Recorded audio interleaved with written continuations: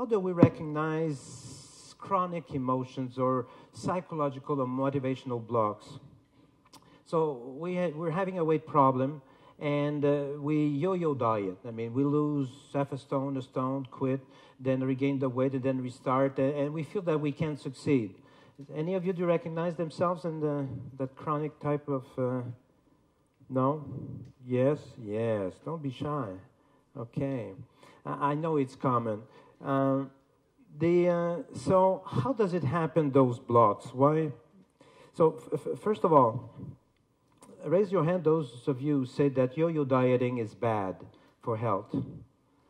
Okay, oh, I'm so disappointed to disappoint you. Yo-yo dieting, you won't believe me, but it's good for your health. And there are new studies, okay, by Greg and associates in the States, studying people for 17 years. And they have shown that when you go on a diet, you lose some weight, but you may regain it. So do the yo-yo thing. So when we measure those people compared to those who stay overweight or obese, there's 24% less mortality than you yo-yo diet than if you stay overweight. 24% less. So yo-yo dieting is better than not dieting at all. And that's very, very important. And then I would say that every time you fail, you may learn a little bit something about you that you will achieve positive success later on. So yo-yo dieting is not bad at all. But you do hear from people, scientists or nutritionists, oh, it's bad, don't do yo-yo diet.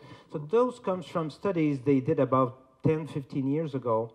When they took, there's like Framingham in the United States, a kind of a village, where they study people and all their health issues and their weight. And when you take in a community all the weights and variation of weight, they say, well, those who vary too much die more. But they were not taking into consideration intentional dieting.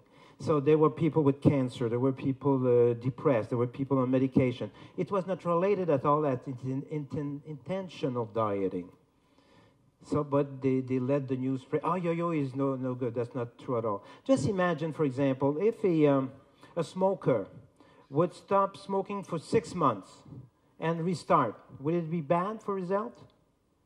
Or better than he stopped 6 months than nothing at all? Is a drug addict would stop 6 months and restart, would it be worse for his health to stop 6 months and keep on for 12 months all the time taking? So it's the same thing. So when you put your body to a certain rest, I mean, it helps.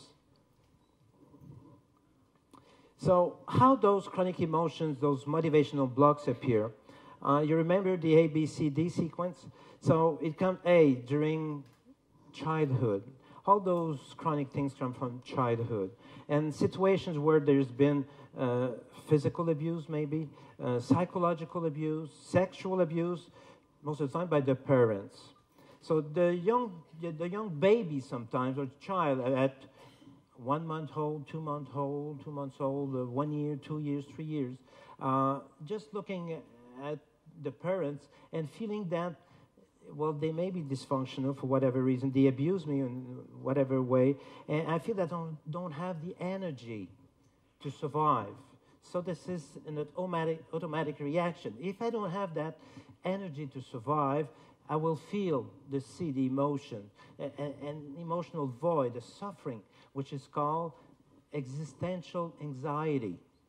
So I feel, gee, I don't have enough energy coming from upstairs. So it's not tolerable. So then the brain, the subconscious mind, has automatic ways to deny the pain, hide the pain. And now the research with MRI shows that we do see where in the brain it goes. So then we mask, we put a cement cover over Chernobyl, for example. So I don't feel it anymore.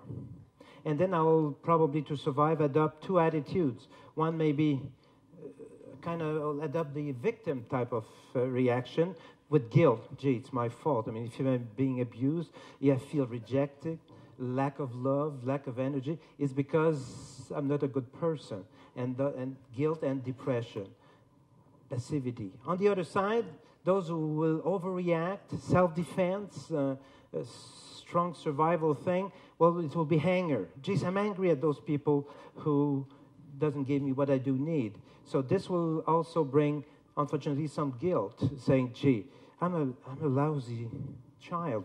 I have anger at my parents, at my father, at my mother. I mean, I'm a lousy person. I shouldn't.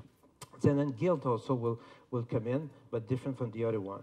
So if you feel that you may recognize yourself in there, I think the best advice I can tell you, say, work at it. It's not that hard. Sometimes we're afraid to do so because we're afraid of the pain of the infant. But as an adult, and with the tools that we recommend, I think, you will evolve and allow yourself to self-growth, which I hope you're going to do. If you feel like doing it, there's the new CD, Healthy Mind, Healthy Body, where it deals with that, and the book Be Thin Through Motivation. And read it 10 times. Sometimes because the mind tends to deny the situation, you say, no, it's the best parents in the world. So just to give you an idea, that during Mario was coming to see me, Mario was very, very overweight. So he lose a part of his weight, and then he wanted to quit. So he'd been doing that for 10 years. And then one day I say, Mario, would you like to understand where those motivational blocks come from? So you see, you lose some, and you regain, and so forth. So we'd like to go advance more, and say, yes, okay. So then I started explaining how... just like I was saying, abuse during childhood, interpreted as a feeling of rejection and loved and so forth. And then, so when you overeat, Mario, I mean, do you have any emotions? Have you gone through? No. Okay. How's it with your boss? Great. My boss is great. Okay, no problem ever. No problem ever. With your wife? Oh, best wife in the world. Never, but no problem. You've got children? Yeah, teenagers. Okay. So, teenagers, perfect. They're perfect. So everything's always perfect, but it's huge. No problem. When he does the mental weight questionnaire, everything's perfect. Great, no problem. Okay.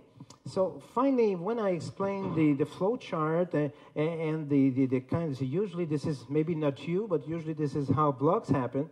So then he said, oh, yes, but I've been physically abused by my father. Oh, yeah. Okay, good. I was happy. So good. So yeah, he was beating me. Okay. How many times a day, a month, a week? Oh, almost every day. Almost every day. Oh, this should have brought a lot of anger in you. No.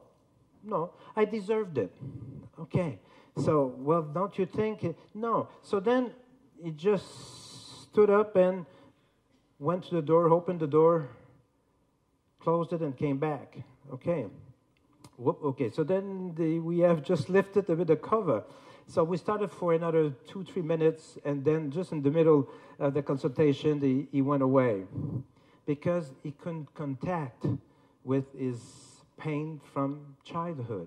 And it's a bit unfortunate because he may die from it. Because what we have to understand, say, during childhood, the way we react, anger, guilt, and so forth, those are emotions, automatic emotions, unconscious emotions, not related at all with our willpower.